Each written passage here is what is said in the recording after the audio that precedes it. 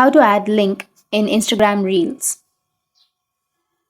So if you want to add link to your Instagram Reels, then what you need to do is first you need to open up your Instagram application. Now you need to go with the profile, which is on the bottom right, and then you can go with the reel in which you would like to add a link.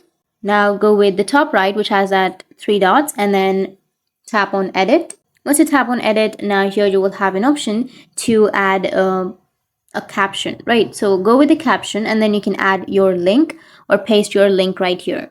Once you've pasted, then your link will be shared. But if you want to add a clickable link, then what you need to do is just go back and tap on share and share this on your story. Tap on add to story, top right, and here you will have an option of link. Tap on link and then paste your link. So for example, I'll just simply go with google.com and tap on done, and you will have the link. So you can just simply adjust it wherever you like. And if the other person taps on your link, then they will be redirected to that page. That's it. And if you have any questions, feel free to comment below. Thanks for watching.